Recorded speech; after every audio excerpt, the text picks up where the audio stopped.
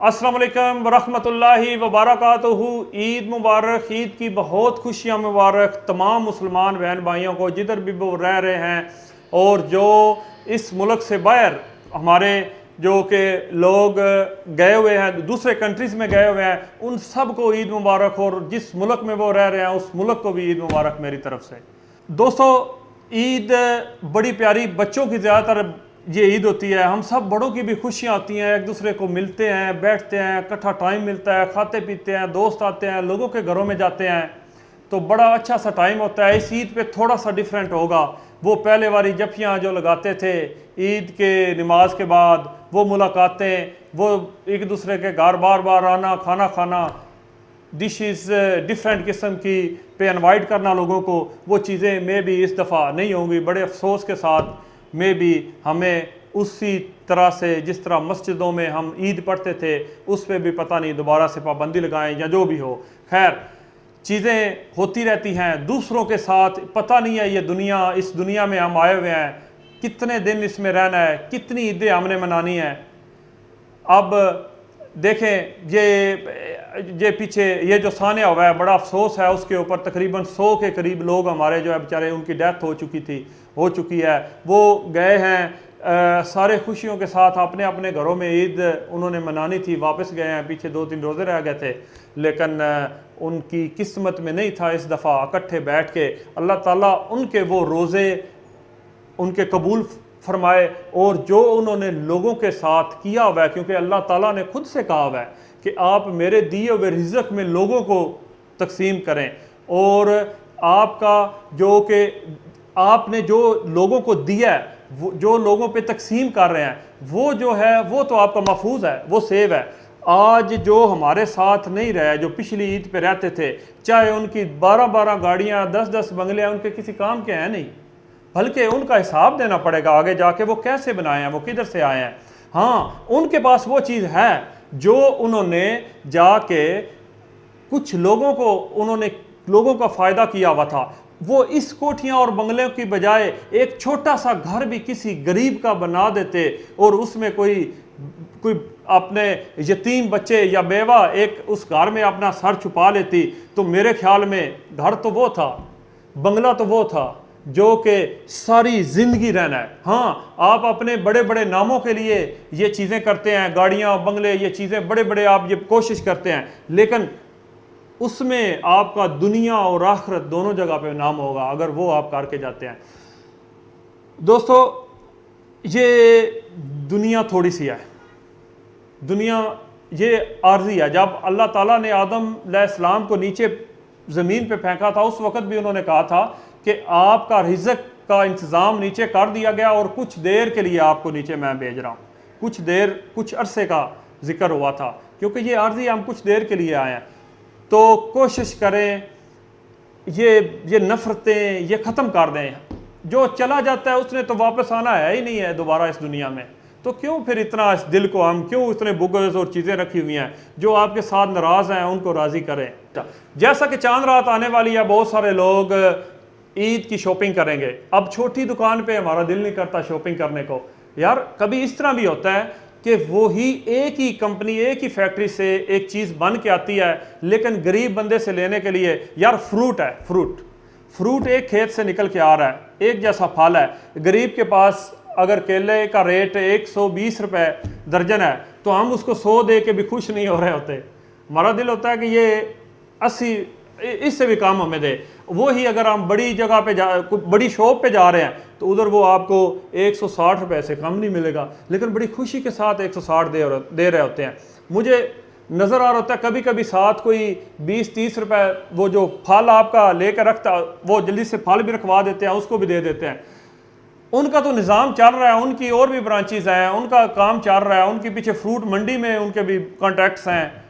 जो गरीब है बेचारा, जिसने उसी थोड़े से फल और थोड़ी सी चीज़ पे गुजारा करना है, उसके साथ बारगेनिंग ना किया करें। ये ईद के दिनों में आप कोशिश करें छोटी छोटी चीज़ें, रुमाल, सॉक्स वगैरह, कुछ ये वेस्ट वगैरह, ये चीज़ें कुछ थोड़े गरीब लोगों से भी ले लिया करें। शॉपिंग करके, कुछ ऐसे लोग होते हैं उनकी इज़्ज़त, हर बंदे की इज़्ज़त होती है, उनकी भी इज़्ज़त होती है, वो लेना पसंद नहीं करते आपसे, मांग के आपसे कोई वो मांग के कोई लेना पसंद नहीं करते, तो इस तरीके से ही उनकी सपोर्ट कर दें, उनसे शॉपिंग कर लें। आपने शॉपिंग तो करनी है किसी की मदद करने के लिए। ज़रूरी नहीं कि आपके पास बहुत ज़्यादा पैसा हो, नहीं, दिल बड़ा होना चाहिए।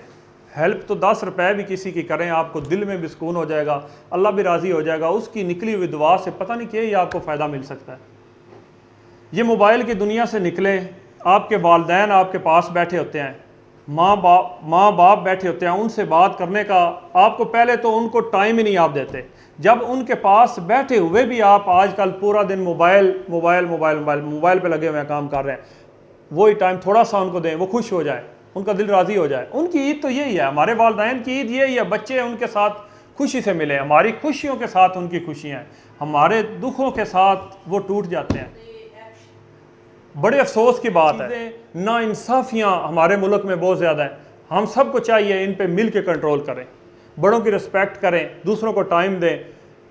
अब देखें, बैंकों के बाद लाइन लगी होती है, बेचारे आजकल के इस दौर में, ये जो लॉकडाउन की वजह से कोरोना जो ये मसला हमारे लिए बना हुआ है, इसमें लोग सुबह से निकलते हैं और यकीन करें आजकल लोग लाइनें बना लेते हैं सुबह बैंक खुलने से पहले, ताकि जल्दी उनकी बारी आ जाए। रश में फंसे हुए हैं, आगे जाते हैं तो उधर किसी ने अगर मास्क नहीं पहना हुआ तो उसको बाहर निकाल देते हैं, जी आप जाओ पहन के आओ। एक अमीर आदमी आ रहा है या जिसके पास थोड़े कुछ 4 टके बैंक में पड़े हुए हैं, वो आता है आराम से सीधा अंदर जा रहा है, कोई इसको गार्ड नहीं रोक रहा, अंदर जाके दोबारा टोकन भी नहीं ले रहा, 2 मिनट में बाहर जा रहा है। गरीब आदमी बेचारा जो है, उसके लिए क्या है, वो बेटा अपने बाप को हॉस्पिटल तक लेके नहीं जा सकता, बाइक पे पकड़ लेंगे जी, कोरोना है, आप दोनों इकट्ठे क्यों बैठे हुए हैं।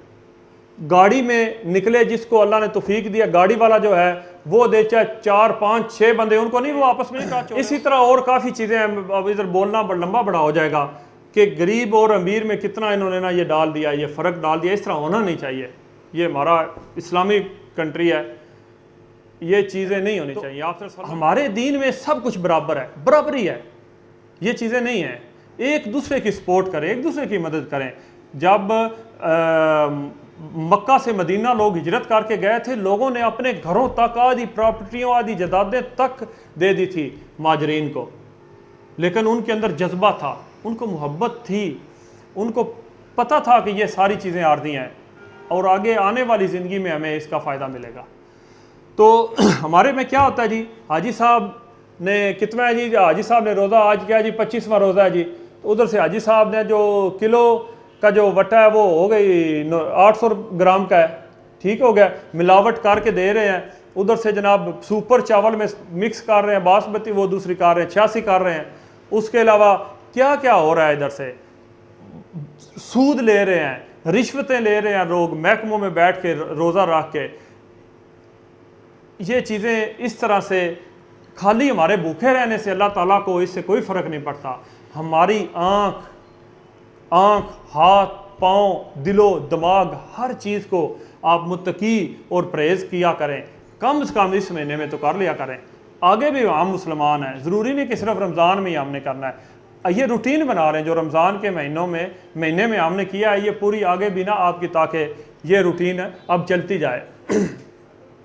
बहन भाइयों के साथ जो है उसमें कोशिश करें, आप में से फैमिली में जो थोड़ा सा कमज़ोर है, जितने 4-5 अगर भाई हैं उनमें से अगर कोई कमज़ोर है तो थोड़े उसको सपोर्ट किया करें, उसका सबसे पहले हक है। ज़्यादा लड़ाइयाँ, झगड़े, फसाद, ये चीज़ें ख़त्म करें। बच्चों को तो पता नहीं है कि किस हालात में हम गुजर रहे हैं, इनको प्यार मोहब्बत के साथ डील करें, और जिनके बिज़नेस नहीं है उनके साथ थोड़ा सा उनके बच्चों को भी ट्रीट कर दें।